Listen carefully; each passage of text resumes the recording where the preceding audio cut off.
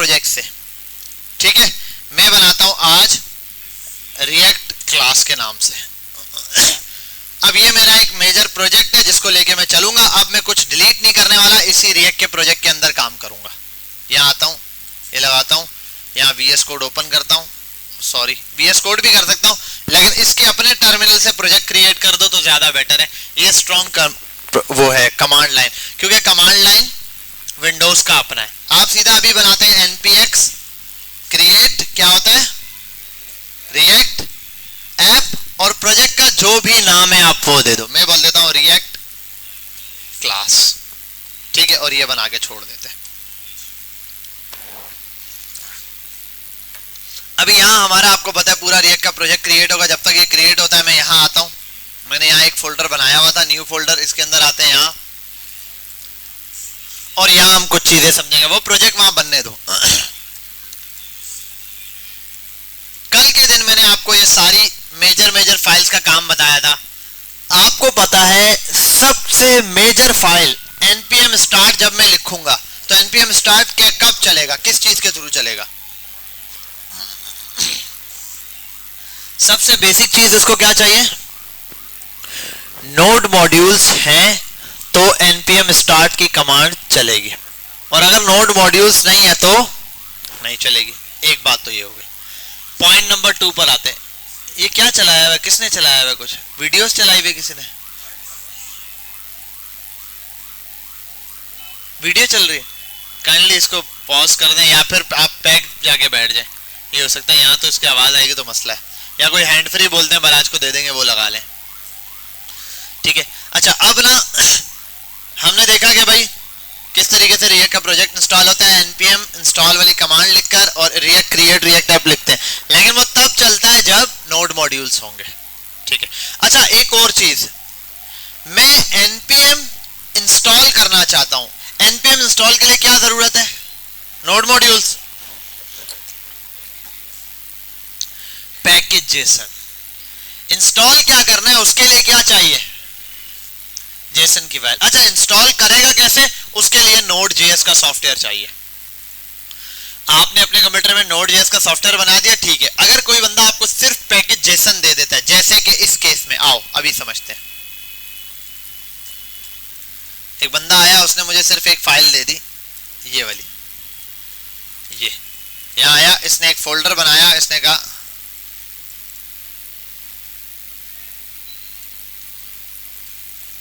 Project, ठीक है। यहां आते हैं, अब इस प्रोजेक्ट में कुछ है नहीं, सिंपल एक ये वाली फाइल बनी हुई है ये। अब मैं इसको npm स्टार्ट करता हूं, cmd npm start start. Script ही डिफाइन नहीं है, वो बोल रहा है भाई इसके अंदर जो आपने बोला है npm स्टार्ट करने के लिए स्क्रिप्ट ही नहीं है, मतलब नोड मॉड्यूल नहीं है। स्टार्ट तो तब होगा जब नोड मॉड्यूल होंगे।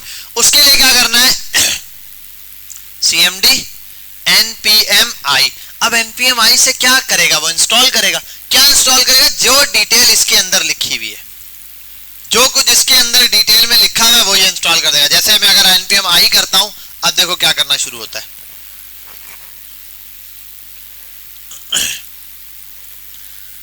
तो इंस्टॉल क्या करना है वो कौन बताएगा, npm i पैकेज जेसन की फाइल बताएगी।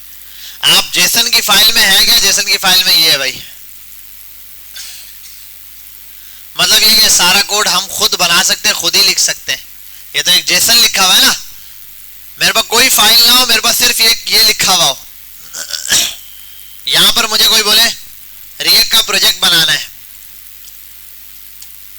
रिएक्ट का प्रोजेक्ट बनाना है, कुछ भी नहीं है मेरे पास। मैं एक काम करता हूं, बनाता हूं, यहां बनानी है एक फाइल जिसका नाम होगा package.json, और ये बना दी package.json के नाम से ये फाइल। अब आते हैं यहां cmd और यहां कर देता हूं npm i।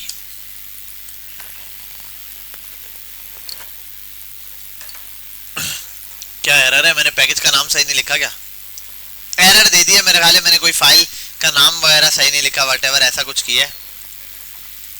हाँ पैकेज, हाँ पैकेज का सी नहीं लिखा हुआ, ठीक है, ये एरर दे दिए, पैकेज की स्पेलिंग में सी सही नहीं लिखा हुआ, नहीं, ठीक है, ये करके आप ये। बहरहाल मैंने आपको बताने के लिए बताया कि लिस्ट ऑफ मॉड्यूल्स कहां से आएगी, पैकेज जेसन की फाइल से, ठीक है, ये हो गया पैकेज जेसन की फाइल ने हमें बता दिया कि कौन सी मॉड्यूल की लिस्ट इंस्टॉल करनी है। जब आप इसको लिख के npm i करेंगे तो आपके पास नोड मॉड्यूल्स इंस्टॉल हो जाएगा। मॉड्यूल खाली चाहिए मुझे एक प्रोजेक्ट रन करने के लिए, असल में क्या चाहिए, सिर्फ एक नोड मॉड्यूल्स चाहिए, ये आ गया। बाकी का प्रोजेक्ट क्या होगा, बाकी का प्रोजेक्ट मैं खुद जो बनाना चाह रहा हूं वो होगा, ठीक है, जीरो से भी हम बना सकते हैं, हम पहले जीरो से ही बनाएंगे, उसके बाद हमारा एक प्रोफेशनल पूरा कोड बन गया, ये रहा npm स्टार्ट वाला, हम इसको रन करेंगे, ये पूरा फोल्डर रिएक्ट का तैयार हो चुका है, सब कुछ समझेंगे। लेकिन पहला काम जीरो से समझते हैं, ये वाली चीज आ गई। आप देखो इस पर आ जाता हूँ, ये भी हटाता हूँ मैं, शिफ्ट डिलीट, ये भी शिफ्ट डिलीट, सारी चीजें जाने दो यहाँ से, सिर्फ यही एक मेजर प्रोजेक्ट बच जाता है। ये था यहाँ इंस्टॉल हुआ है ना नोड मॉड्यूल्स, ठीक है, यहाँ चलते हैं। अब मैं आता हूँ यहाँ npm स्टार्ट करता हूँ, cmd और npm start,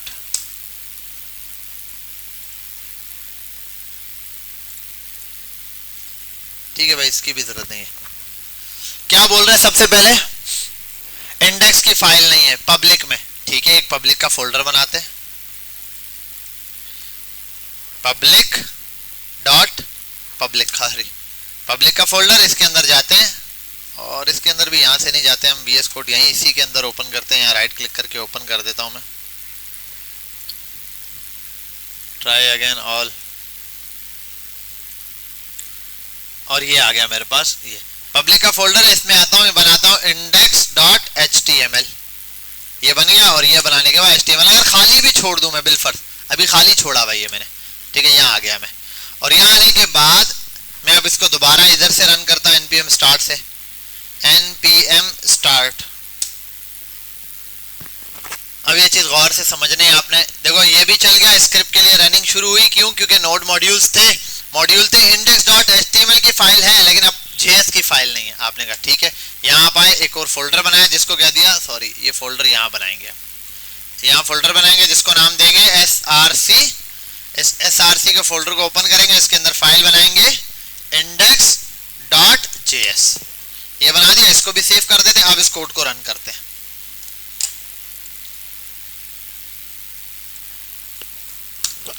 npm जैसे स्टार्ट कर देते हैं,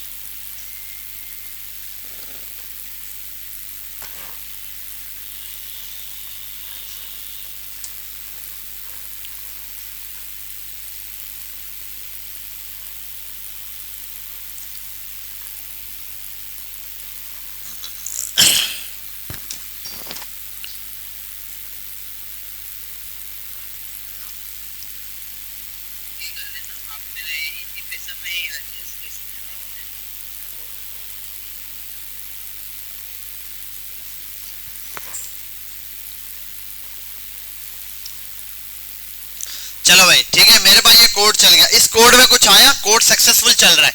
अच्छा एक चीज लिखी हुई आ रही है, कोड क्या हुआ है, कंपाइल्ड हुआ है। कंपाइल्ड का क्या मतलब होता है, कंपाइल्ड मैंने आपको दो चीजें पढ़ाई थी, जब भी कोड होता है ट्रांसलेट होता है दो तरह से, कंप्यूटर में ट्रांसलेट होता है, किस किस तरह से, कंपाइलर, और एक कंपाइलर के थ्रू होता है, दूसरा इंटरप्रेटर। जावास्क्रिप्ट कौन सी लैंग्वेज है, इंटरप्रेटर लैंग्वेज है, जावास्क्रिप्ट हमारे पास है इंटरप्रेटर लैंग्वेज। एक मिनट, एक बंदे को ये रहा। अब ये क्या कर रहा है, जावास्क्रिप्ट तो मेरे पास इंटरप्रेटर लैंग्वेज है, लाइन बाय लाइन कोड को रीड करेगी, लेकिन ये यहां पर क्या कह रहा है, मेरे पास कंपाइल होगा ये। अब जब ये कंपाइल वाला काम दे रहा है तो इसका मतलब इसके अंदर पीछे क्या चल रहा है, कंपाइलर चल रहा है। क्या चल रहा है, कंपाइलर। और ये चीज आपको आगे पता भी चलेगी। इंटरप्रेटर और कंपाइलर में फर्क क्या होता था, मैं एक तरह से आपको फर्क बताता था जावास्क्रिप्ट के अंदर। जल्दी से बताओ किस तरीके से फर्क बताता था, तो कैसे पता चलता था, मैं दो एरर्स जनरेट करवाता था आपके सामने। हाँ, मैं लिखता था बिलफर्ज आपके सामने लेट ए, ठीक है, मैं नीचे में लिख देता था बिलफर्ज कंसोल डॉट लॉग ए प्लस बी लिख देता था बस। कंसोल डॉट लॉग पे ए प्लस बी को मैं क्या कर रहा होता था, प्रिंट करवा रहा होता था। लेकिन आप देखते थे जब मैं ए प्लस बी को प्रिंट करवाता था तो वहां पर ए प्लस बी प्रिंट होकर आता नहीं था, एरर आता था ए इज नॉट डिफाइंड, ये नहीं आता था B is A and B is not defined. फिर मैं ऊपर जाता था, लिखता था लेट ए बराबर है 10 के, दोबारा रन करता था, अब वो कहता था बी इज नॉट डिफाइंड। तो भाई पहले ही बोल देते ए और बी नहीं पता। जैसे ये दोनों बंदे आए मुझसे मिलने के लिए, उसने पूछा इनको जानते हो, मैंने कहा इसको नहीं जानता मैं। उसने कहा ये है, फिर बोला इसको जानते हो, मैंने कहा इसको तो पहचान लिया, मतलब इसको नहीं जानता। तो बोलता पहले ही बोलते थे दोनों को नहीं जानता। वन बाय वन इंटरप्रेटर क्या करता है, एक एक के बारे में, एक एक लाइन, जिस लाइन के अंदर एरर आता है ना उस लाइन के बारे में बता देता है, भाई मैं इसको नहीं जानता, मैं इसको नहीं जानता। ये एग्जैक्टली चीज है इंटरप्रेटर में। कंपाइलर क्या करता है, सारे एरर साथ बता देता है और पहले ही कोड को चलाता है, जहां जहां एरर है वो सारे एरर फाइंड करता है, उसके बाद आपको रिजल्ट देता है। ये कंपाइलर की खास बात है। समझ गए यहां तक बात? क्लियर है? कोई मसला? अच्छा, अब जावा स्क्रिप्ट खुद तो इंटरप्रेटर लैंग्वेज है, लेकिन ये कंपाइलर क्या रिएक्ट का है, एनपीएम, ये जो नोड मॉड्यूल्स है ना इसके अंदर इंस्टॉल्ड है, तो वो यहां पर कोड को कंपाइल करके बता रहा होता है। ऐसा नहीं कि जावा स्क्रिप्ट इससे इंटरप्रेटर बन चुकी है और कंपाइलर बन चुकी है। जावा स्क्रिप्ट इंटरप्रेटर ही है, line by line he code को रीड कर रही है, लेकिन कंपाइलर कौन काम कर रहा है, किसका काम कर रहा है, हमारे पास इसका जो है वो रिएक्ट का अपना, समझ लो उसके अंदर जो नोड मॉड्यूल्स होते हैं उसका। ये तो हो गया सिंपल काम। अब आते हैं यहाँ पर, हमारे पास एक फाइल है ये इंडेक्स की, इसके अंदर मैंने ये बनाया और यहाँ मैं लिख देता हूँ कुछ भी, सेंटर का टैग लगा के यहाँ लिखता हूँ h1 हेलो क्लास। ठीक है, यहाँ तक बात समझ गए? और इस बच्चे को स्क्रीनशॉट दे दो। हेलो क्लास लिखा मैंने, यहाँ आया मैं और आप देखोगे यहाँ पर मेरे सामने ये हेलो क्लास वाला प्रिंट हो गया डेटा। अब ये जो डेटा प्रिंट हुआ है ना ये रिएक्ट से हो गया, ऐसा है। ये HTML की फाइल चल रही है, रिएक्ट भी HTML की फाइल ही चलाता है भाई, ये रिएक्ट की एप्लीकेशन ही चल रही है। लेकिन ये जो डेटा आया है ये आया है रियल डॉम से। किससे? रियल डॉम, मतलब इंडेक्स की फाइल में जो लिखा हुआ है वहीं से आया हुआ है। मैं ये कर सकता हूं कि मैं यहां एक div बना दूं, ठीक है, div डॉट या हैशटैग ROOT रूट, एक div बना दूं और इस div को अब मैंने ये इंडेक्स का बना दिया, अब खत्म बात। अब जितना काम करूंगा वर्चुअल डॉम पे करूंगा, रिएक्ट के अंदर, मतलब जावा स्क्रिप्ट के अंदर करूंगा। मैं यहां पर एक काम करता हूं, document dot gate element by ID, ID का नाम दे देता हूं मैं बिल फर्स्ट div, आईडी का नाम सॉरी रूट था, रूट ये रहा, डॉट इनर, बस यहां पर ये कर देता हूं रूट। क्या हुआ? रिएक्ट डॉम इंपोर्ट कर लो, डॉम लगाया कहां है, कहां लिखा हुआ है डॉम? डॉम चलाया अभी जी? स्क्रीन शेयर कर देते हैं भाई। अरे लैन स्कूल का सॉफ्टवेयर नहीं चल रहा, where is the LAN school का सॉफ्टवेयर?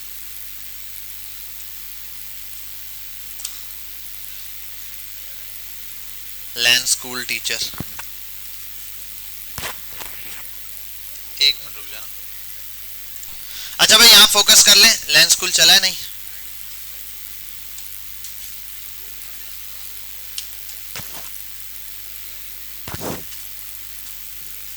आप में से तो कोई बच्चा यहाँ पर इस पे काम नहीं कर रहा ना, सिस्टम पे तो कोई भी? ठीक है भाई, यहाँ आ जाए फटाफट से, इधर इधर देखो, मैंने इसको यहाँ कॉल कर लिया, ठीक है। ये रूट को मैंने सबसे पहले सोचने वाली बात ये है कि भाई मैंने इसको यहाँ कॉल किया और ये यहाँ पर चलेगा कैसे, डिफ के अंदर अगर मैं इसमें कर दूं ना डॉट इनर टेक्स्ट बराबर है हेलो के, तो कोई मसला ही नहीं है, सब बोलेंगे ओके सर आपने रूट दिया, आईडी दी और आपने कॉल किया, चल गया। लेकिन एक इशू आप लोगों को बताओ, यहाँ पे एक इशू क्या था जो हमने कल डिस्कस किया था? क्या इशू डिस्कस किया था? ये कैसे चल गया? क्या ये कोड चलना चाहिए? ये इंडेक्स की फाइल है, ये जावास्क्रिप्ट की है, जावास्क्रिप्ट की फाइल में रूट को, इस रूट को यहाँ पे आईडी से कॉल किया और चला दिया, चलना चाहिए? चलना चाहिए। जावास्क्रिप्ट और HTML लिख रहा हूं, अगर मैं चलेगा कोड? चलेगा। अगर मैं यही कोड सेम कॉपी करूं और एक index.html और एक वो script.js की फाइल बना दूं, उन दोनों को पेस्ट करूं, चलेगा या नहीं चलेगा? चलेगा, शाबाश, चलेगा? चलेगा। हाँ भाई अली, चलेगा? जल्दी बोलो। हाँ नहीं चलेगा, अली बोल रहा नहीं चलेगा, वो बोल रहा नहीं चलेगा।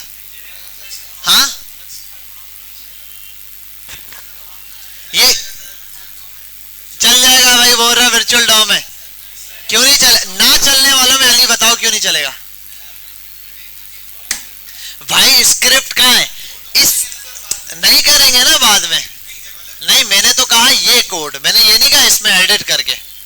अब तो मैं बोलूं बेटा ये तुम कॉपी करो और दराज की वेबसाइट चलेगी। अब तुम बोलो सर कैसे चलेगी? बोलो फिर बनाएंगे ना। ये सवाल थोड़ी, सवाल मैंने ये किया है कि ये वाला कोड है, ये वहां पेस्ट करूं सीधा डायरेक्ट चलेगा? नहीं चलेगा, क्योंकि सर ये और ये आपस में कनेक्ट है। आप देखो बाहर किसी को क्या पता क्या फोल्डर ओपन है, लेकिन अगर मैं बोलूं देखो मैंने यहाँ बताया बेटा आईडी को यहाँ कॉल किया, तो नया बंदा सोचेगा आईडी को कॉल तो किया लेकिन स्क्रिप्ट तो कनेक्ट ही नहीं है, तो चला कैसे?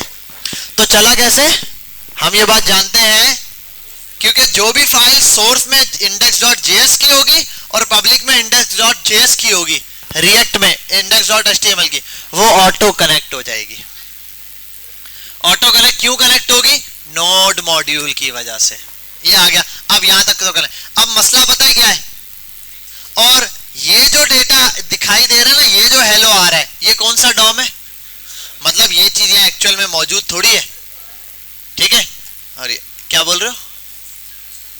बात समझ नहीं आई आपको? यहाँ आ गई है? अच्छा अब यहाँ देख लो भाई। और अब ना रिएक्ट के अंदर खास बात ये है कि रिएक्ट ने जो है ना क्रिएट एलिमेंट और अपेंड चाइल्ड वाला प्रोसेस खत्म कर दिया, इसीलिए असल कोड शॉर्ट हुआ है। आपको एलिमेंट बनाने के लिए क्रिएट करने की जरूरत नहीं है, आप रिएक्ट का डॉम यूज कर लो। रिएक्ट का डॉम सीधा डॉम है जहां आप HTML लिखते हैं। अब यहां से आगे नई कहानी शुरू होती है बेटा। यहां तक अगर किसी भी बच्चे को कोई भी कंफ्यूजन है तो पूछ सकता है, बाकी सज्जाद मोबाइल इधर लाके जमा करा दे। शाबाश, 2 मिनट के अंदर अंदर फटाफट से बेटा इसका मोबाइल लेके यहाँ पहुंचा दो, इसका भी मोबाइल पकड़ो यहाँ जमा कराओ। बेशक इंपॉर्टेंट है, कितने इंपॉर्टेंट है, क्लास से इंपॉर्टेंट नहीं, लाके जमा कराओ यहाँ पे। अब यहाँ फोकस कर लें। अब एक चीज उल्टा करके रख दो यहाँ पे, कोई मसला नहीं, किसी का मैसेज आएगा हम नहीं पढ़ेंगे। मेरा मोबाइल कहाँ गया यार? अच्छा भाई यहाँ फोकस कर लो दोबारा से। तो मेरे पास जो है ना एक्चुअल में क्या है, डेटा में जो आपके पास एरर आ रहा था वो ये था कि मैं यहाँ पर जो लिख रहा था वो कैसे, इसका आंसर सिंपल है कि भाई कनेक्टिविटी है इनके दरमियान। और कनेक्टिविटी किस चीज की है? कनेक्टिविटी सिंपल मॉड्यूल की वजह से। अब यहां तक हमने कल समझा था, इसी से आगे इसको अभी प्रोसेस लेके चलेंगे। आज हम फंक्शंस पढ़ेंगे, जो इसके अंदर हमारे पास कंपोनेंट्स होते हैं वो देखेंगे, क्या कंपोनेंट्स होते हैं, कैसे वो काम करते हैं। और इसके साथ लास्ट चीज हम इसके अंदर देखेंगे इंपोर्ट एक्सपोर्ट, और एक प्रोजेक्ट बनाएंगे छोटा सा, ठीक है? बहुत आसान सा सिंपल सा प्रोजेक्ट बनाते हैं, ठीक है? यहाँ आते हैं फटाफट से, मैं आपके सामने स्टार्ट करता हूं। अरे यार क्या मसला है इसको जी? हाँ यार इसकी आउटलाइन बनी हुई है, मैं शेयर कर देता हूँ आपके साथ। आज अभी लिखवा लेना मुझसे, ठीक है? मैं आउटलाइन यहाँ पे अभी लिखवा दूंगा। इतनी बड़ी आउटलाइन नहीं है, सी है आउटलाइन, बेसिक सी है। इसकी आउटलाइन वो है, असल आउटलाइन देख लेना। इसकी मैं वही करवाऊंगा जो W3 स्कूल है, पूरा W3 करवा दूंगा, पता ही नहीं चलेगा यूं। इसमें बेसिक सारी चीजें, इतना बड़ी चीजें नहीं है, क्योंकि जावा स्क्रिप्ट ही है, रिपीटेशन है लेकिन नए अंदाज में। अब यहाँ नई चीज क्या है वो समझना शुरू करो, जहां मैंने कल स्टॉप किया था। यहां पर एक प्रोसेस है इंपोर्ट एक्सपोर्ट का। किसका? इंपोर्ट एक्सपोर्ट का बिजनेस है, धंधा है, समझ लो। इंपोर्ट करते हो आप लोग, ठीक है? और कुछ चीजें एक्सपोर्ट भी होती हैं। अभी आप जस्ट इंपोर्ट समझोगे, अभी तो नहीं हिल रही है। हाँ, इंपोर्ट में हो यार, ये क्या है इसको?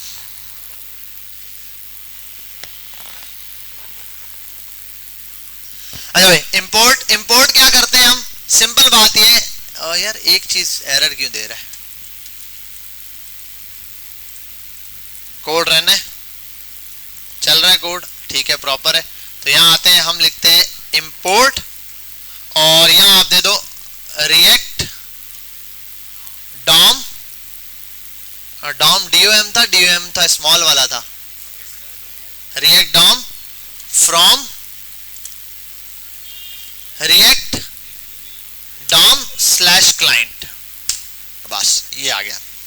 अच्छा ये अभी फर्स्ट उसमें तंग करें, एक्सटेंशन इंस्टॉल करवाऊंगा आज में, तो इसके बाद ये एरर सॉल्व हो जाएगा।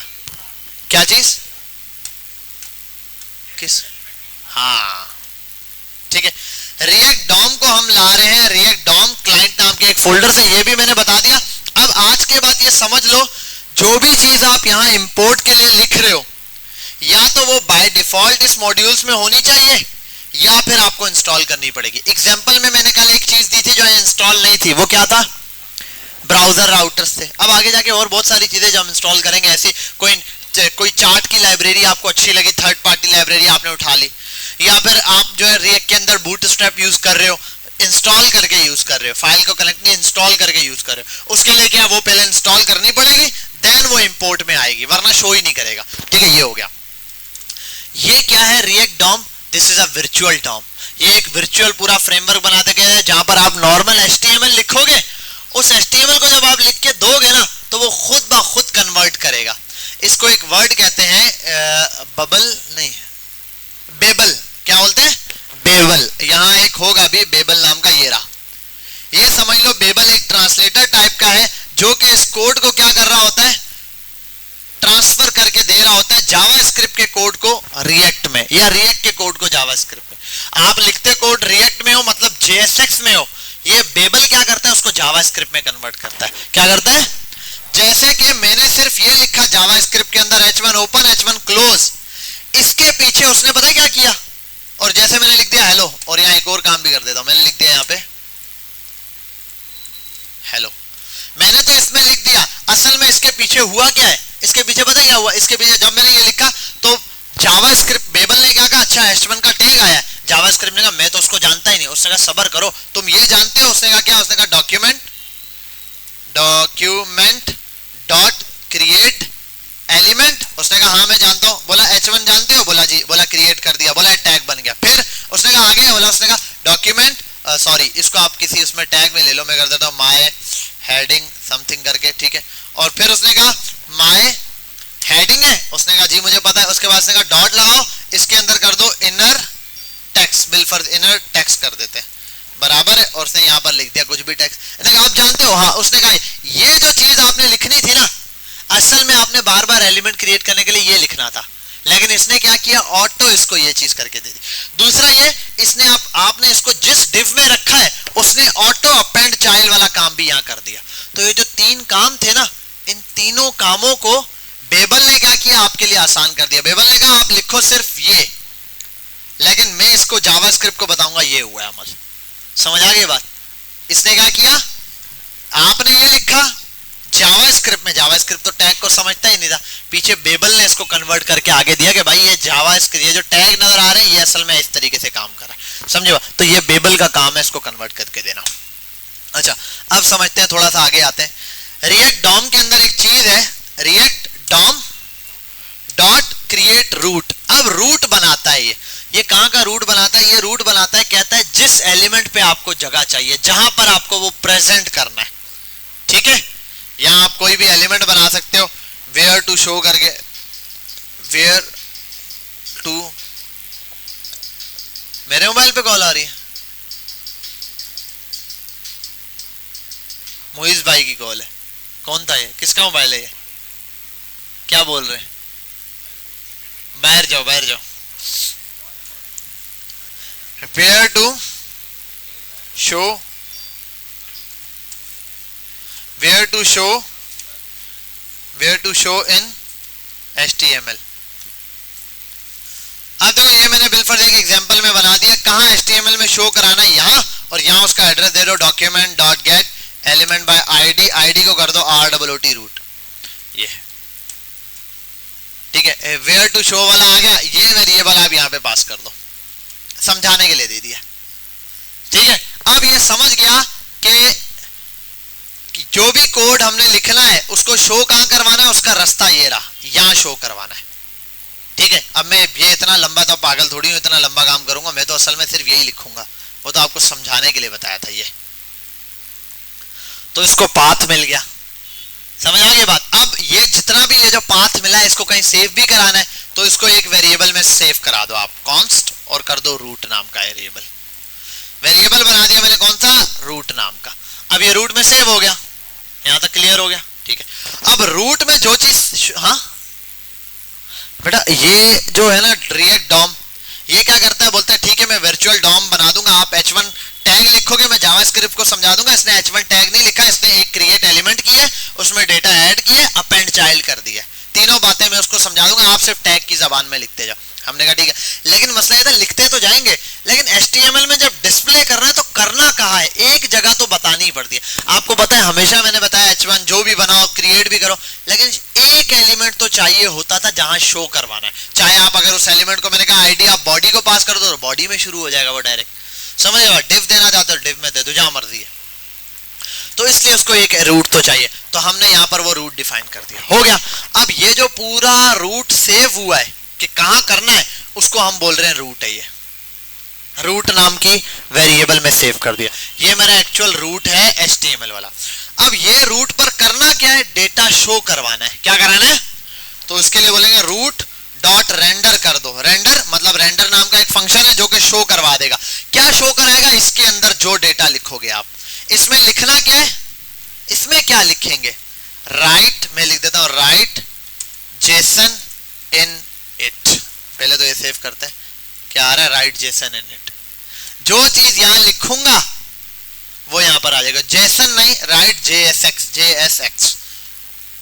यहां आप JSX लिखोगे जो कि ये शो करवाएगा, जो कि ये क्या कराएगा, शो करा। अब JSX क्या है, JSX what is JSX, JSX है जावा सिंटैक्स एक्सटेंशन। ये है JSX, जावा सिंटैक्स एक्सटेंशन है ये वाली चीज जो आपने शो करानी है। इसका मतलब यहां आपको एलिमेंट जो भी बनाओगे वो चल जाएगा। वो कैसे चलेगा, आपने जैसे यहां पर H1 H2 इस तरीके से डिफाइन करना है। अब यहां अगर आप H1 लिखो ना, H1 और लिखो हेलो क्लास,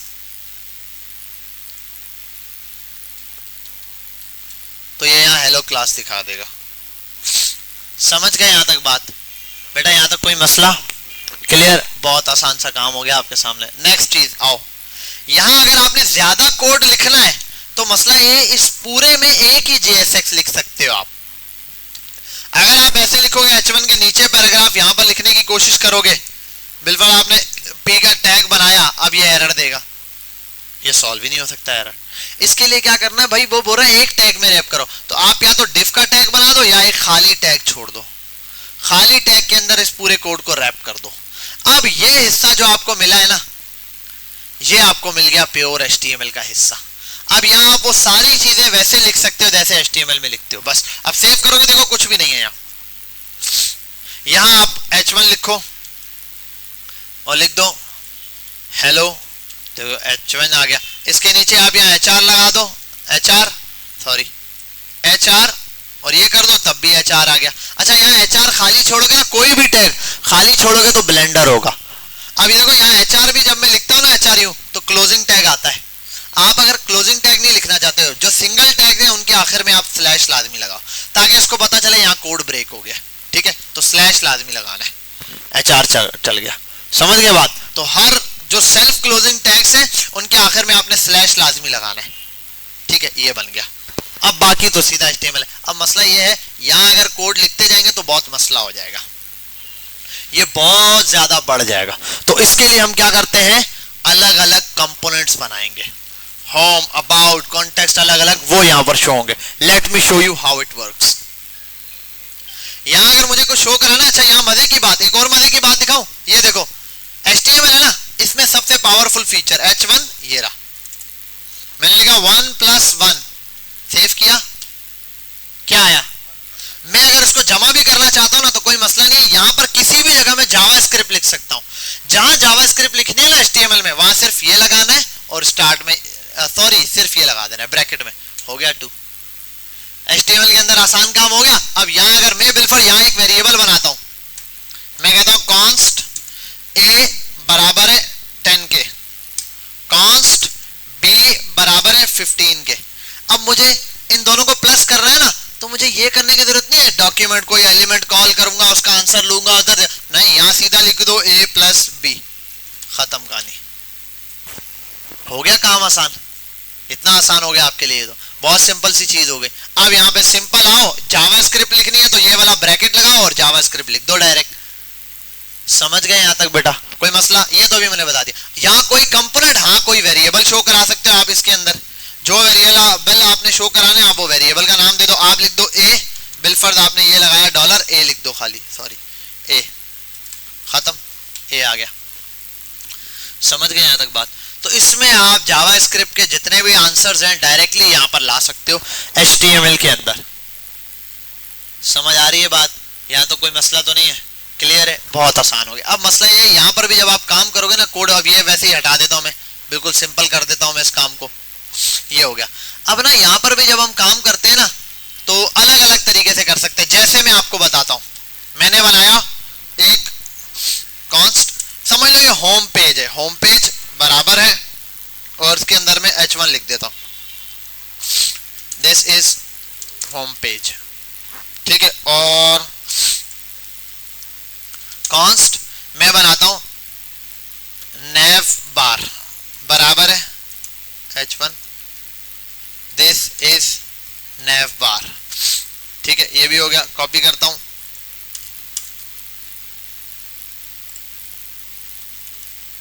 अबाउट और यहाँ nav bar और यहाँ कर देता हूँ footer, दिस इज अबाउट और दिस इज फुटर। समझाने के लिए बना रहा हूं, ये वेरिएबल्स हैं, इनके अंदर में इस तरीके से सेव करा। आप देखो अगर मैं करूं ना nav bar, समझ लो ये डॉलर लगाया और मैं यहाँ पर सॉरी डॉलर नहीं डायरेक्टली होता है, वो डॉलर्स की आदत हो गई है जावास्क्रिप्ट की। nav bar, this is nav bar, आ गया nav bar का कंटेंट। अगर मैं मुझे अगला कॉन्टेक्ट चाहिए, मैं यहाँ आता हूँ, ये बनाता हूँ और मैं यहाँ लिखता हूँ home page, sorry home page, तो ये होम पेज आ जाएगा, ठीक है। अगर मैं यहाँ चाहता हूँ फुटर आ जाए तो एंड पे मैं यहाँ लगा सकता हूँ FOOTR फुटर, तो फुटर आ जाएगा। और मजे की चीज, अगर सेम चीज मुझे चाहिए, मुझे दूसरा पेज चाहिए, मैं सिर्फ यहाँ पर आगे कर सकता हूँ फुटर की जगह अबाउट, तो अबाउट लिखूंगा, अबाउट आ गया। मुझे nav bar और वो डबल डबल रिपीट करने की जरूरत नहीं, असल में हो भी यही रहा होता है, आप सिर्फ ये वाला डेटा चेंज कर रहे होते हैं। समझ आ रही है बात? आप कौन सा डेटा चेंज कर रहे होते हैं? सिर्फ ये वाला। अब ये कैसे होगा आगे देखेंगे इंशाल्लाह। तो यहाँ पर इस तरीके से आप मुख्तलिफ, अब ये जो आप पेजेस बनाओगे ना, होम अबाउट या पेजेस जो बना रहे हो बिलफर्ज, अभी जितना भी काम करोगे nav bar होगा, कंटेंट होगा, फिर कुछ होगा, फिर कुछ होगा, फिर एंड में फुटर, एक पूरा लैंडिंग पेज, तो उसको भी आप हिस्सों में बनाओगे। ऐसा नहीं होगा आपने nav bar और सब एक ही जगह भर दिया, इतना लंबा कोड है, नहीं, nav bar एक अलग फाइल में बना हुआ है, एक अलग कंटेंट है, अबाउट अलग है, सब अलग है। nav bar को अगर रिपीट करना है ना तो दोबारा नया nav bar बना के या कॉपी करके पेस्ट करने की जरूरत नहीं है, सिर्फ nav bar का कंपोनेंट का नाम पास कर दोगे, ठीक है। ये अब होता क्या है, यहाँ आप क्या करोगे, एक और काम कर सकते हो, वो क्या है इसको देखते हैं। आओ, यहाँ मैं बना रहा हूँ एक फाइल, इसी के अंदर अब जितनी भी जावास्क्रिप्ट की फाइल बनेगी वो सारी यहाँ बनेगी सोर्स में। यहाँ एक फाइल बनाता हूँ जिसको मैं बोल देता हूँ बिलफर्ज होम या माई ऐप, मेरी एप्लीकेशन यहाँ पे होगी माई ऐप .js, ऐप का ये कैपिटल, ठीक है भाई। और app.js ही कर देते हैं सीधा, माई ऐप, माई शाय को भी मारो गोली, F2 करते हैं और उसको कर देता हूँ ऐप। और मैं यहाँ कुछ कंटेंट लिख देता हूँ, यहाँ मैं क्या लिख देता हूँ, यहाँ मेरी मर्जी है, मैं कोई भी चीज लिखना चाहूँ वो यहाँ पर लिख सकता हूँ। अभी फिल वक्त के लिए मैं यहाँ बना रहा हूँ बिलफर्ज कॉन्स्ट नेम बराबर है एप्लीकेशन का कुछ भी नाम हो सकता है, बिलफर्ज दे देता हूं मैं के क्रोमी, ठीक है, और क्रोमी ये मैंने नाम रख दिया। अब क्या करता हूं मैं, इसको यहाँ आता हूं, मुझे ये डेटा ना, ये वाला डेटा यूज करना है कहां पे, यहाँ पर।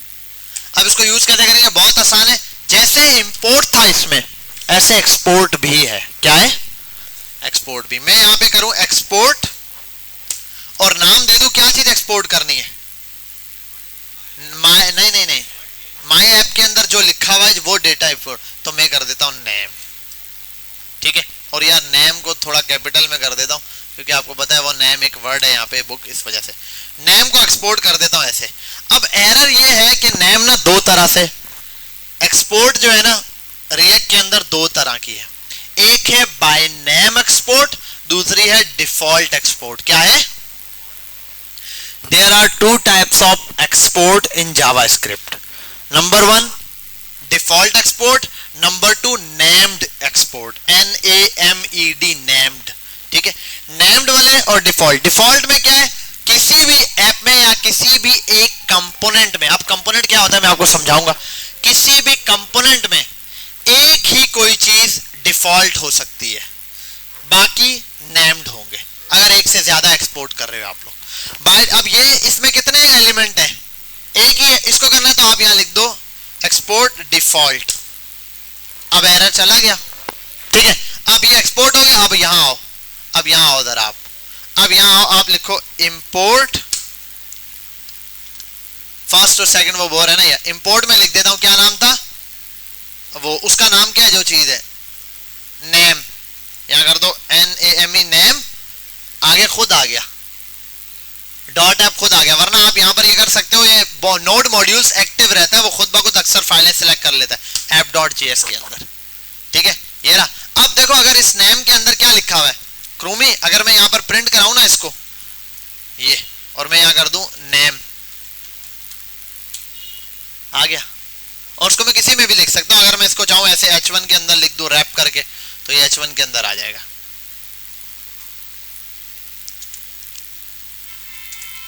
ये हो गई डिफॉल्ट एक्सपोर्ट, समझ गए भाई।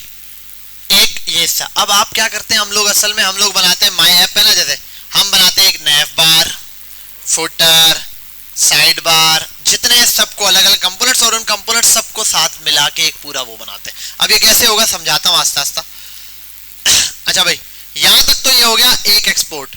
दूसरा एक्सपोर्ट क्या होता है, बिलफर्ज इसी के अंदर मैंने एक और चीज एक्सपोर्ट करना चाहिए, मैं पूरा फंक्शन भी एक्सपोर्ट कर सकता हूं, मैं आगे बताऊंगा कैसे। यहां एक वेरिएबल एक्सपोर्ट करता हूं और इसको नाम दे देता हूं बिलफर STD, ठीक है, स्टूडेंट, जो कि बराबर है बिलफर्ज अली के। अब मुझे इसको भी एक्सपोर्ट करना है, तो एक्सपोर्ट में आऊंगा एक्सपोर्ट। अब क्या इसको मैं डिफॉल्ट एक्सपोर्ट कर सकता हूं, क्यों नहीं कर सकता,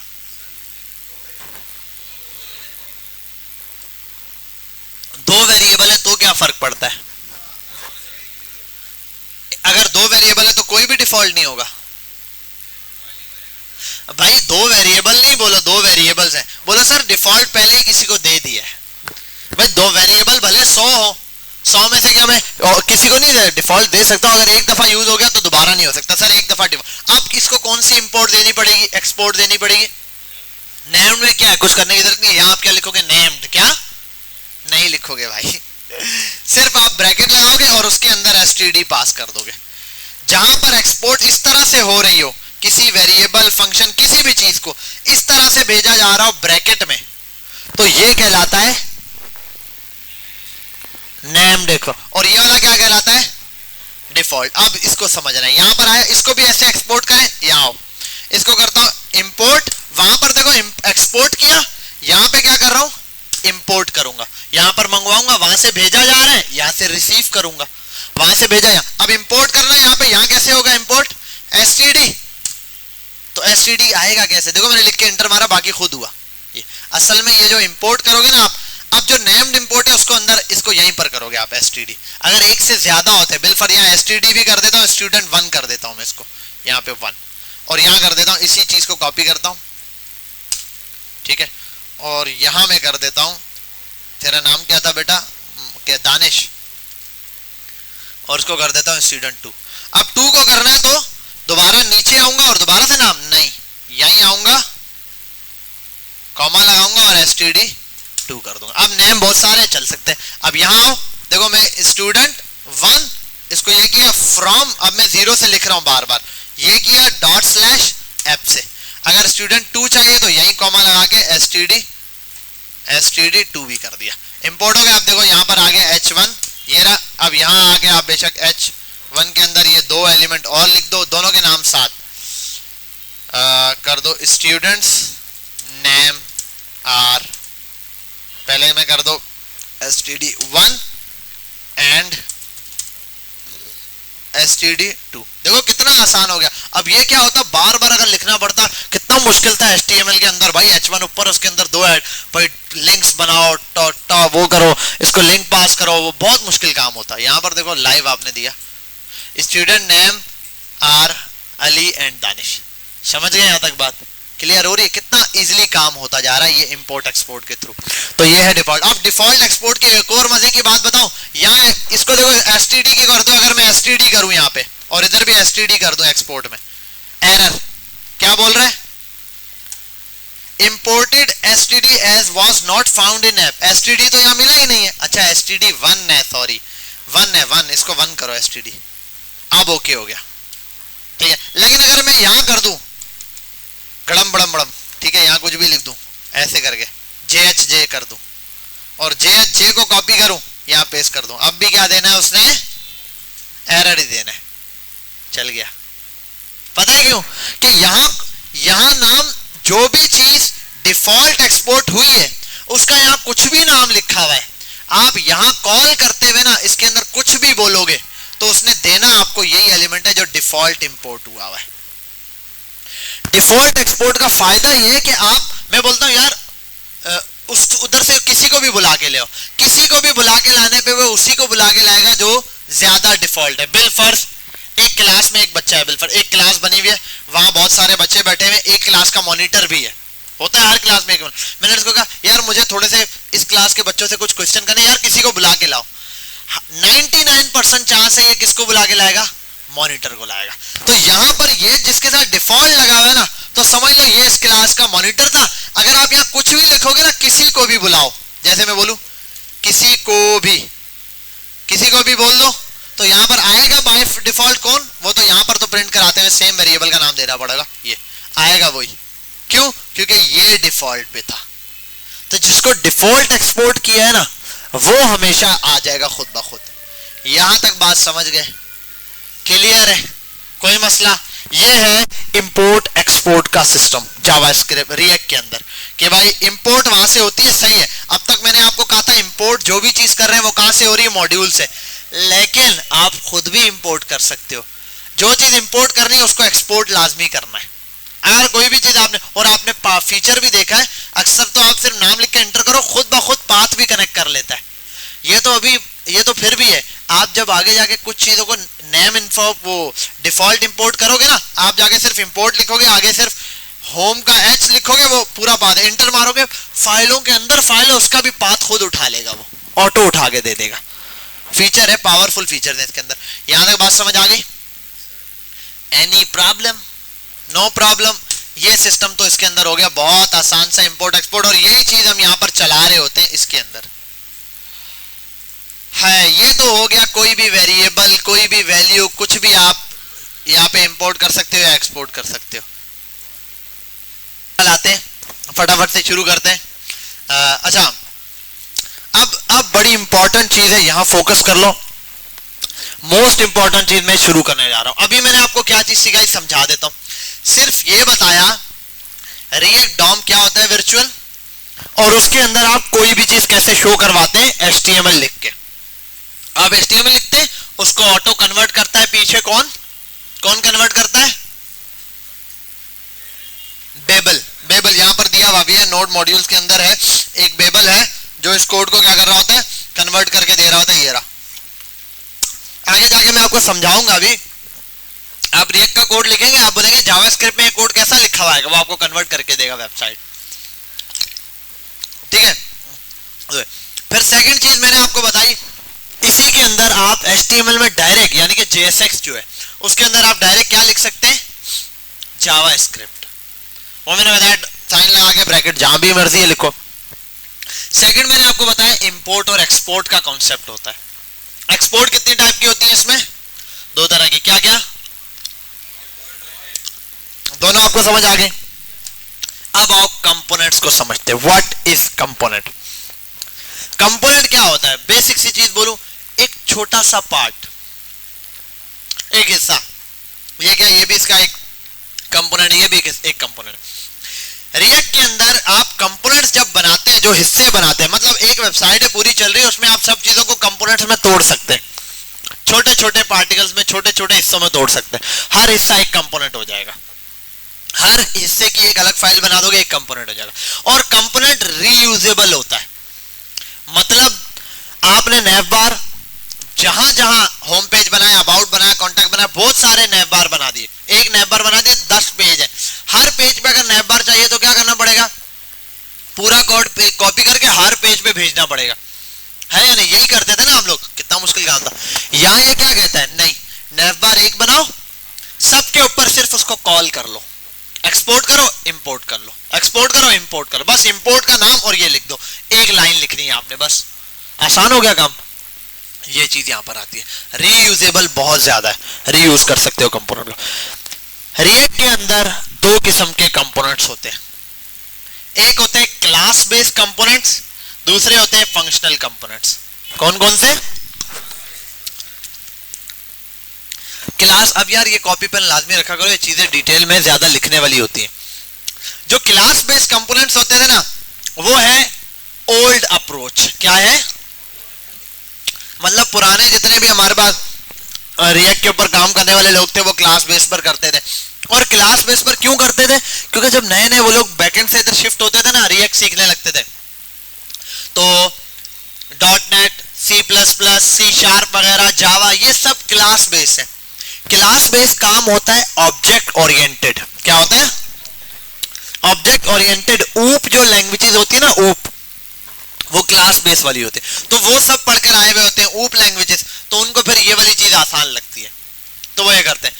अब ये थी पुरानी अप्रोच, अभी भी यूज होता है, लेकिन पुराने प्रोजेक्ट्स हैं, कोई अगर आपको पुराना प्रोजेक्ट असाइन हो गया जो जमाने से चल रहा है, 10 साल से उसके अंदर क्लास बेस काम हुआ होगा, आपने उसको चलाना है। क्लास बेस में 2-3 चीजें यूज होती हैं, उसमें मेन कॉन्सेप्ट होता है इनहेरिटेंस का। किसका? इनहेरिटेंस क्या होती है? उर्दू में क्या बोलते हैं? इनहेरिट या इनहेरिटेंस, वसीयत, विरासत, मतलब जो हिस्सेदारी दे रहे, बाप से बेटे को मिल रही है।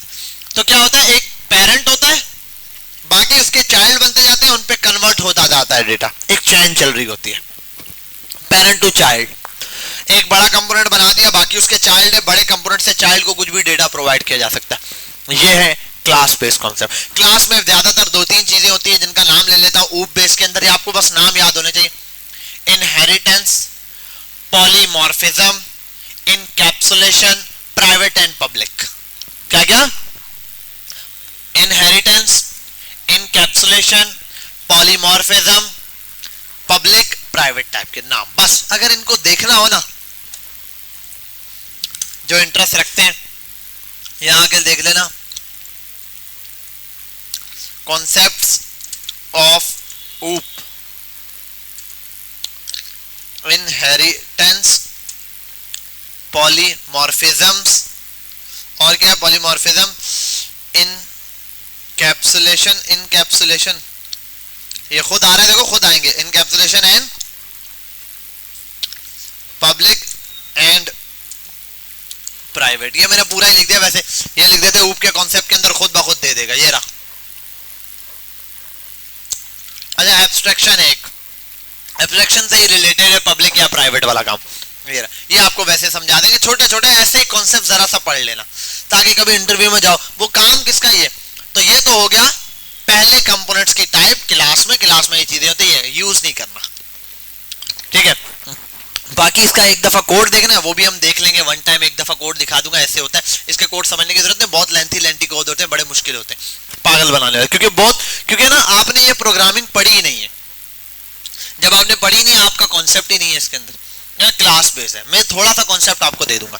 बाकी जो न्यू अप्रोच है जो अब हमेशा यूज होती है, वो है फंक्शनल कंपोनेंट। क्या होते हैं? Functional component. फंक्शनल कंपोनेंट क्या होते हैं? फंक्शंस पे बने होते हैं। जैसे आप नॉर्मल फंक्शन बनाते हो, जावास्क्रिप्ट में फंक्शन बनाते हो ना, वही का फंक्शन है। फंक्शन बेस्ड कंपोनेंट्स होते हैं। हम यहाँ पे क्या यूज करेंगे? Function based components. अब फंक्शन बेस्ड कंपोनेंट क्या है? बिल फर्ज इंडेक्स मेरी क्या है? Main file index.js। इस index.js में चलेगा क्या? मेरे पास एक चीज चलेगी जिसको बोलते हैं ऐप। क्या बोलते हैं? मेरी जो मेन ऐप है वो इसके अंदर आनी चाहिए, मेरी मेन ऐप यहां आनी चाहिए। अब जो ऐप यहां आएगी, अब देखो एक कोई भी वेबसाइट चलती है वो वेब ऐप है। अब उस ऐप के जितने कंपोनेंट्स हैं वो ऐप में होंगे। ऐप खुद कहां होगी? कंपोनेंट बनेगा जो कि क्या है, ऐप पे। 2 मिनट अजान हो जाए भाई, आते हैं यहाँ पर। तो अभी हमने ये चीज देखी फंक्शनल कंपोनेंट्स के अंदर। अब हम कंपोनेंट्स इंशाल्लाह बनाएंगे और उसके फिर वर्किंग स्टार्ट करेंगे किस तरीके। फंक्शनल कंपोनेंट बहुत ज्यादा आसान है, फंक्शन बेस्ड होते हैं। जैसे मैंने मैन ऐप बनाई, ऐप को यहाँ इंपोर्ट किया, फिर ऐप के अंदर अलग अलग कंपोनेंट्स हो सकते हैं, मतलब एक नैप बार होगा, एक और कोई चीज होगी, उसके बाद जितने कंपोनेंट्स है 1 बाय 1 बनेंगे। अब एक नॉर्मल फंक्शन और कंपोनेंट फंक्शन में क्या फर्क होता है वो समझना है, ठीक है।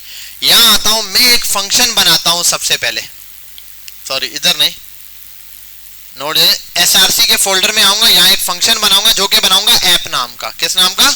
ऐप। जैसे ये बना हुआ है, ये ऐप है, इसको मैं लाता हूं, यहां पे मैं लिख देता हूं ये ऐप बना हुआ है, बिलफर्ज app.js बना हुआ है, app.js बना देता हूं।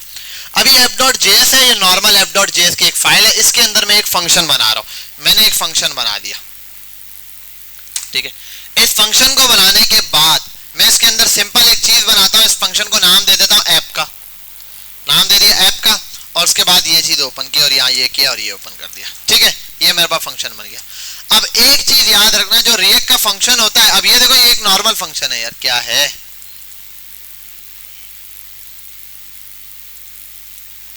कहां से बंद होता है ये, अच्छा, तो ये एक फंक्शन बन गया मेरे पास। अब ये फंक्शन आपको पता है कुछ ना कुछ क्या कर रहा होगा, रिटर्न करता है। फंक्शन फंक्शन क्या करता है, कुछ ना कुछ रिटर्न। मैं एक काम करता हूं, मैं इस फंक्शन में एक चीज बना देता हूं, रिटर्न, ठीक है, और उसके रिटर्न में मैं सिर्फ लिख देता हूं कि h1 ये हेलो क्लास, ये लिख दिया मैंने।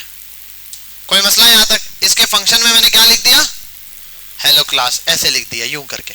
अब मैं आता हूं इधर और मैं यहां आके इस इंपोर्ट करता हूं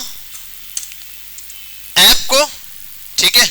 और अच्छा सॉरी, जब एक्सपोर्ट होगा तभी इंपोर्ट होगा, तो मैं कर देता हूं एक्सपोर्ट डिफॉल्ट और ऐप को, सॉरी ऐप को खाली ये नाम लिख दिया उस चीज का ये।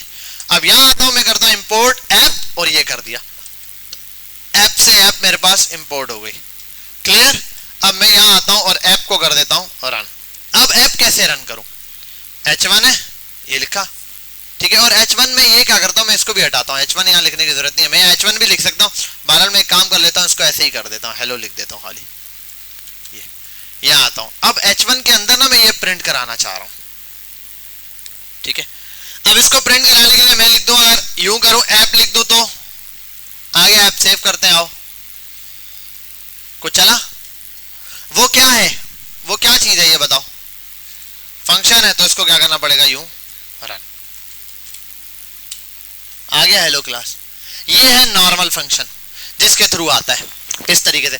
और आप यहां पर आओ तो आप ये काम कर सकते हो, हेलो क्लास है, आप इसकी जगह ये लगाओ और यहां आओ और ये एक ऐसे ओपन करो और ऐसे करके क्लोज कर दो। रिटर्न के अंदर आप ये पूरी JSX लिख दो, यहाँ पे आपको पता है इसके अंदर JSX आएगी तो चल जाएगी। अब यहाँ आप पूरा HTML का कोड जो लिखना चाहते हैं वो लिखो, जितना HTML का आपको बिलफर्ज में लिखता हूँ h1, एक मैं बना रहा हूँ बिलफर्ज होम पेज, बिलफर्ज यहाँ मेरा बनेगा, एक बन जाएगा बिलफर्ज, मैं बोलता हूँ नैव h1 के अंदर, यहाँ मैं लिख देता हूँ नैव बार होगा मेरा, ठीक है। फिर एक HR हो जाएगी, एक HR बन जाएगा, ठीक है, ये उसके बाद स्लैश, उसके बाद यहाँ आ जाएगा होम, ठीक है, सॉरी h1, और आ जाएगा होम कंटेंट, ठीक है, इस तरीके से आ जाएगा। ये बिलफर्ज मेरा है, ये डेटा यहाँ पर क्या हो रहा है, रिटर्न हो रहा है नॉर्मल फंक्शन के अंदर। इसको यहाँ से एक्सपोर्ट किया, मैं यहाँ आता हूँ, h1 की भी जरूरत नहीं है, मैं सिंपल यहाँ आने के बाद ऐप को लेकर आता हूँ और ऐप को यूं प्रिंट कराता हूँ। लेट्स सी अब क्या आता है, आ गई वेबसाइट, बात समझ आ रहा है। ये किस तरीके से मैं इजीली यहाँ पर ले आया, इस तरीके से चल रहा है, ये नॉर्मल फंक्शन है। अब ये कंपोनेंट कैसे बनेगा और कंपोनेंट की खासियत क्या है, वो बड़ी जरूरत। कंपोनेंट बनाने के लिए आपको इसका नाम पहले हटाना पड़ेगा। शर्त यह है कि नाम का जो फर्स्ट लेटर है वो कैपिटल होना चाहिए ऑलवेज, ठीक है। अब मैंने वो जो उसने पूछा था क्या क्या, मैंने कहा ऑटो, उसने कहा जहां जहां मैंने इसको इंपोर्ट किया हुआ उसको ऑटो अपडेट कर दूं। मैंने कहा जी आपने फंक्शन का नाम क्या रख दिया, ऑटो, यहाँ पर कैपिटल, और इंडेक्स को ऐसे ही रहने देते हैं और ये ऐप पर आ जाता है।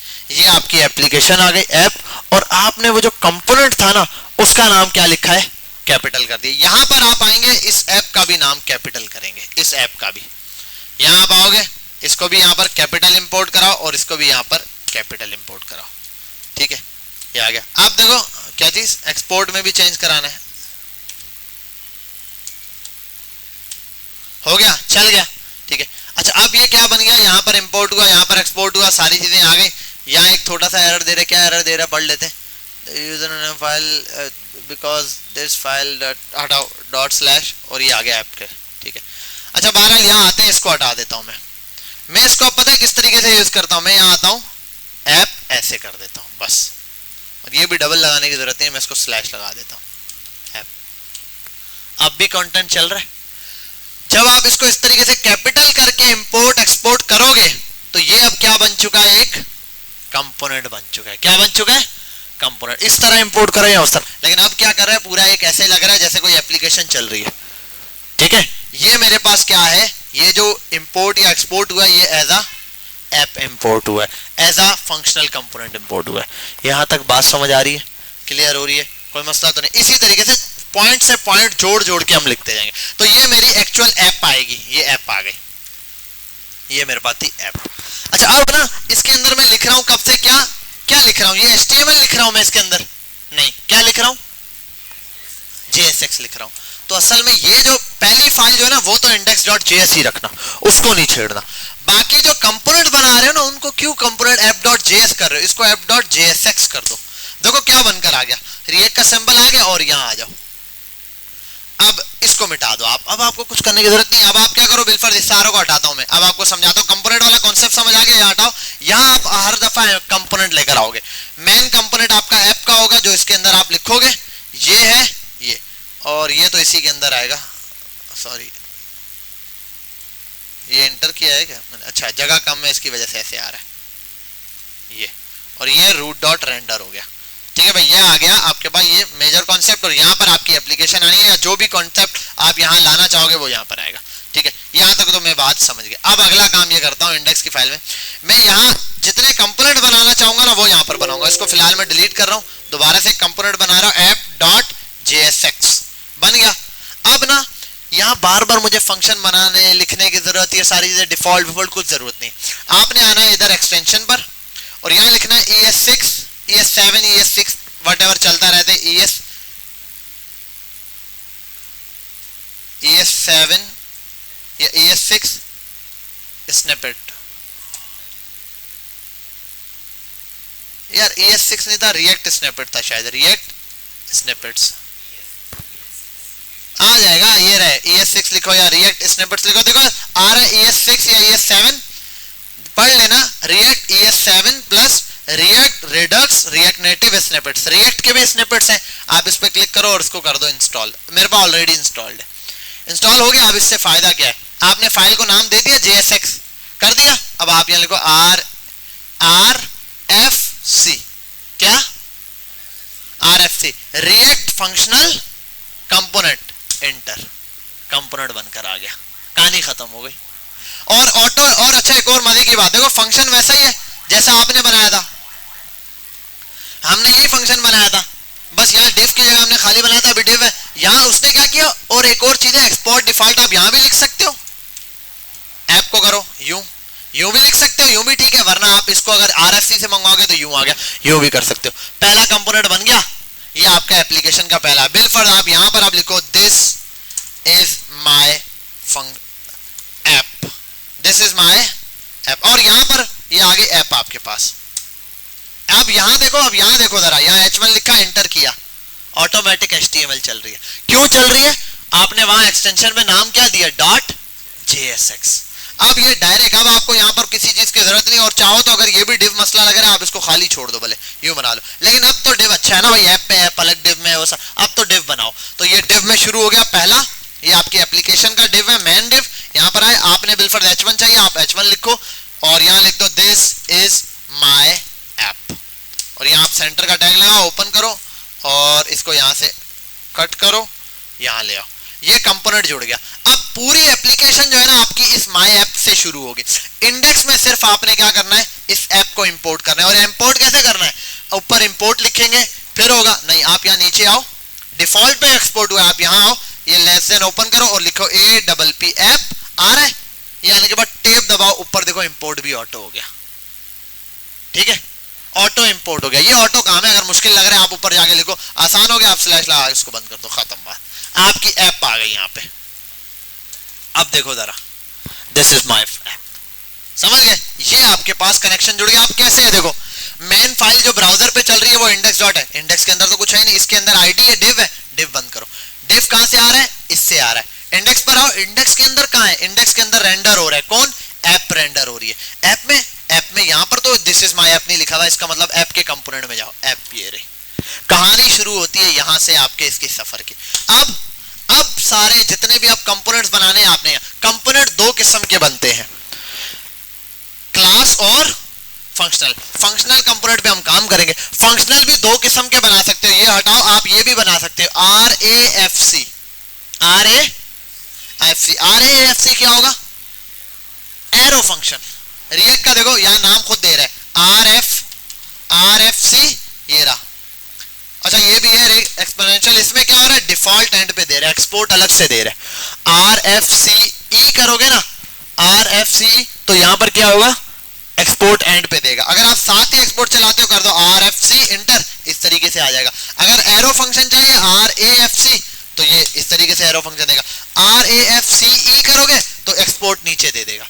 ये फंक्शन है, आप खुद बनाओ अपने हाथ से बैठ के। यहाँ पर स्निपेट यूज, ये क्यों चल रहा है, क्योंकि स्निपेट्स जो डाउनलोड किए हुए थे ना उसकी वजह से चल रहा है। वो जो मैंने लिखा है ना ES6 स्निपेट्स या रिएक्ट स्निपेट्स लिखो, आ जाएगा।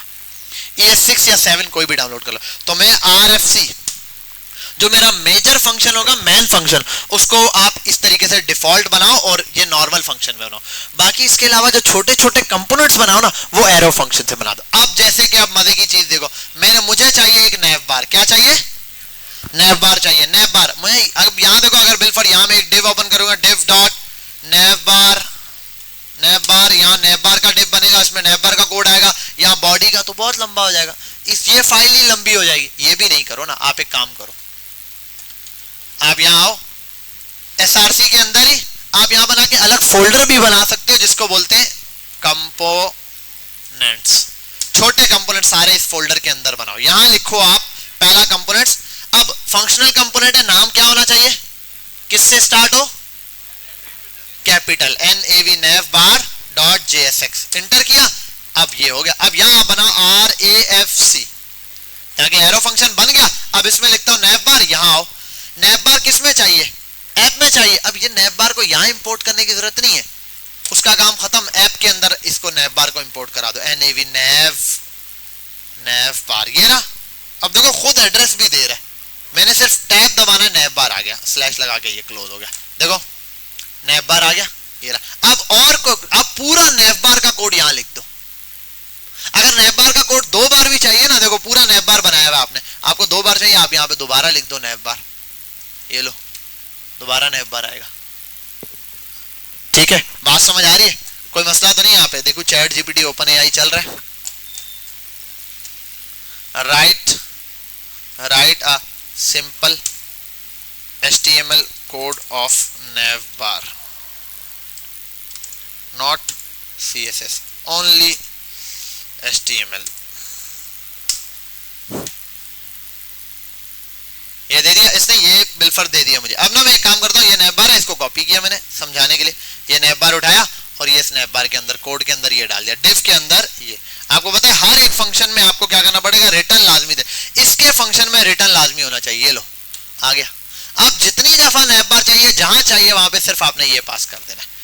अब अबाउट चाहिए और एक बिल्फर में बोल देता हूँ, right a code of cards, right a code for, right a typography in HTML tags, just HTML code sum, पता नहीं क्या लिखे जा रहा हूं बस। ठीक है, अभी कुछ ना कुछ दे देगा। आओ एक और बना देते हैं, हेडर फुटर फिलाना टिमकाना, ये सेक्शन वेक्शन दे रहा है। अब अलग अलग है बिल्कुल, ये एक पूरा सिस्टम बन गया। UL OL फुटर अलग है, चलो ठीक है, इसने बना दिया। क्या क्या बनाया, सेक्शन बनाया है, सेक्शन एक हो गया। चलो सेक्शन को एक ही जगह ले लेता हूं मैं, ये सेक्शन का कोड है और मैंने ये कॉपी किया सेक्शन वाला कोड। अब ये सेंटर में आना है, सेंटर में आना है ये, ठीक है। ये अब मुझे क्या करना है, नैव बार का हो गया कोड, ये नैव बार बंद किया। अब यहाँ आओ, यहाँ एक कंपोनेंट बनाओ, इसी कंपोनेंट्स के अंदर क्लिक करके एक कंपोनेंट बनाओ जो कि है बिलफर्ड में बोल देता हूँ, ये है hero section, hero section dot JSX हो गया। RAFC inter. यहाँ आने के बाद इस हीरो सेक्शन के अंदर भी मैं क्या करता हूँ, ये डिव कॉपी करता हूँ, हो गया। अब देखो हीरो सेक्शन सिर्फ अलग से, हीरो सेक्शन का कोड ये रहा सेफ। अब हीरो सेक्शन कहाँ चाहिए, अब एक मजे की चीज दिखाता हूँ। Hero section HERO hero SEC, क्या हुआ वहां, इंपोर्ट नहीं हुआ, कहीं एरर है कुछ क्या, 1 सेकेंड, हीरो सेक्शन लिख दिया। अरे यार थोड़ा सा सिस्टम में जब छोटा मोटा इस तरह का मसला हो, वो ऐप कंपोनेंट शुरू में इंपोर्ट करते हुए डिलीट कर दिया करो। वजह ये होता है नाम डुप्लीकेट होता है, वो थोड़ा सा बार बार टंग कर रहा होता है, क्योंकि मॉड्यूल में डेटा सेव रह जाता है ना, जब तक उसकी रैम में सेव है एरर दे रहा होगा, थोड़ी देर बाद रिफ्रेश होके ओके हो जाता है, इसलिए मैं फटाफट से डिलीट कर देता हूँ ये। लेकिन ये नहीं कि आपने इतना बड़ा कोड लिख दिया फिर आप डिलीट करो, ठीक है, वो तो मेरे समझाने के लिए था। कंपोनेंट में आ जाते हैं, यहाँ आप लिखोगे हीरो सेक्शन डॉट JSX और यहाँ RAFC किया इंटर। यहाँ आने के बाद आप इस पर आएंगे, ये मिटाएंगे और यहाँ ये पेस्ट कर देंगे, ठीक है, ये हो गया ओके। हीरो सेक्शन बंद, नैव बार बंद। यहाँ अब आपको समझाता हूँ कितना इजीली ये चल रहा है। अरे यार इंग्लिश बंद, हीरो यार, हीरो पता नहीं क्या मसला है, दे नहीं रहा। बहरहाल नहीं दे रहा, कोई इशू नहीं है, आप स्लैब लगा के ये लगा के ऐसे ही कर लो यार। यहाँ ऊपर इंपोर्ट ही कर देता हूँ, कॉपी करता हूँ। अच्छा एक मिनट,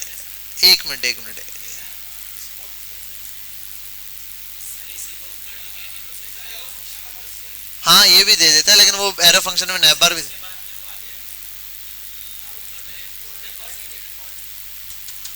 कोई इशू नहीं है, डिफॉल्ट पे भी देते रहे। बड़ा बाहर में जाए उसको बाद में देख लेंगे। अभी आते हैं यहाँ, कॉमा लगाते हैं और यहाँ कर देता हूँ हीरो सेक्शन, बस ये लगाने की देर है। और हीरो सेक्शन आपके सामने क्या चल रहा है, हीरो इंपोर्टेड है, hero section was not found in the component nav bar. अच्छा कंपोनेंट अलग है ना, हाँ बात सही है ना, बात सही है कि उसका कंपोनेंट चेंज है।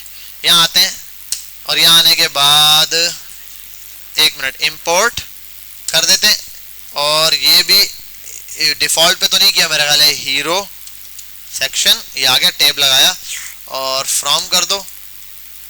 ये थोड़ा सा पंगा कर रहा है, डॉट स्लैश कंपोनेंट्स में चले जाओ, स्लैश दोनों कंपोनेंट दे, हीरो सेक्शन ले आओ, आ गया ये हीरो सेक्शन भी आ गया। अब मजे की चीज देखो, कोई भी सेक्शन ना कट करना है, सिर्फ ऊपर नीचे करना है, ये लो आप, ये रहा, यहाँ कर दो आप इसको, ये रहा हीरो सेक्शन ऊपर हो गया, वो सेक्शन नीचे हो गया। समझा, पूरा सेक्शन आपके कंट्रोल में। आपको नैव बार 2 दफा चाहिए, कॉपी करो, 10 दफा चाहिए 10 दफा लिख दो, और 10 दफा आपको दिखा देगा। बहुत आसान काम हो गया ये कंपोनेंट्स में तोड़ के। अब किसी कोड में एरर है ना, बिलफर्ज यार एक पूरा लैंडिंग पेज बना दिया, इस लैंडिंग पेज में हीरो सेक्शन में एरर है, तो ये नहीं होगा कि आपका बाकी कोड छिड़ेगा। आप सिर्फ और सिर्फ हीरो सेक्शन के कोड में चले जाओ, कंपोनेंट में जाओ, हीरो सेक्शन में जाओ, बस इसके कोड को छेड़ो, इसके कोड के अंदर जो काम करना है करो। समझ आ रही है बात, ये एक कंपोनेंट बन गया। ऐसे जितने, फिर एक कंपोनेंट और बनाते हैं, इधर आता हूँ, एक कंपोनेंट में बनाता हूँ FWTR footer डॉट JSX, ये RAFCE, ये बन गया। देन फुटर का कोड भी दिया था रिएक्ट इसने हमें, हम इसका फुटर का कोड उठाते हैं, ये तो सिर्फ एक फुटर का लिंक दे दिया था इससे, ठीक है। ये चलो आ गया, इसको यहाँ आते हैं और यहाँ आने के बाद इसको भी इंपोर्ट करते हैं, import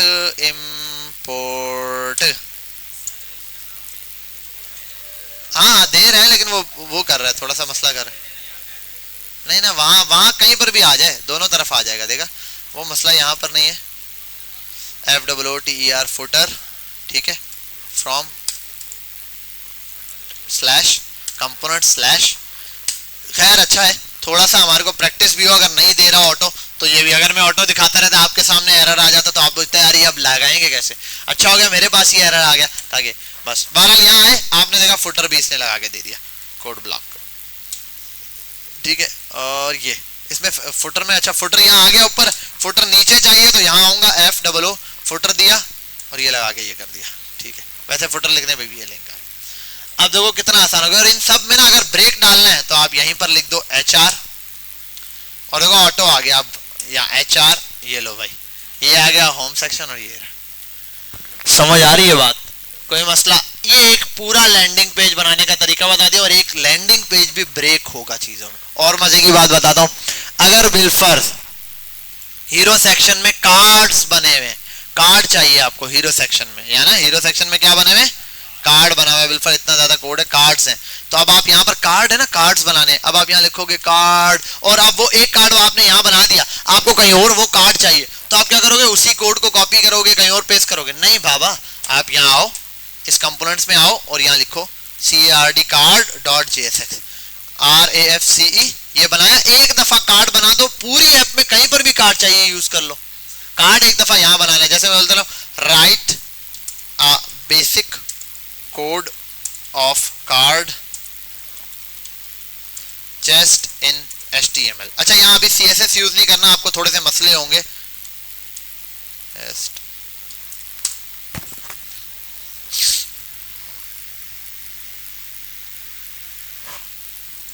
no need of style.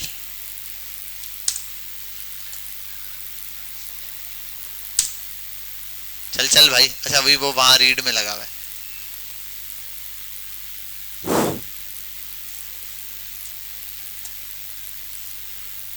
Sure, I want to just basic layout. ये रहा, ये रहा, ये आ गया ये कोड। अभी मैं फिलहाल कॉपी करता हूँ इसको यहीं से यूं और यहाँ लाके पेस्ट कर देता हूँ।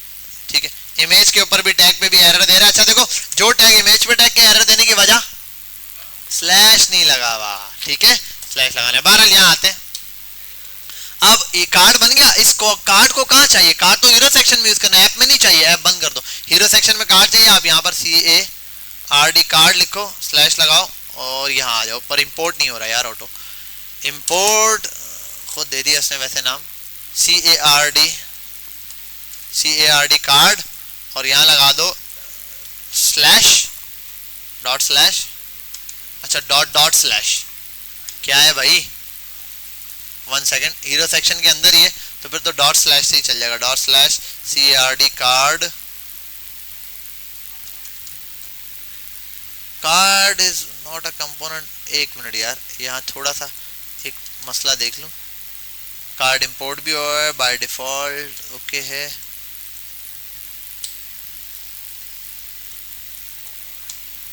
एक मिनट, कोई मसला नहीं है। Import CARD card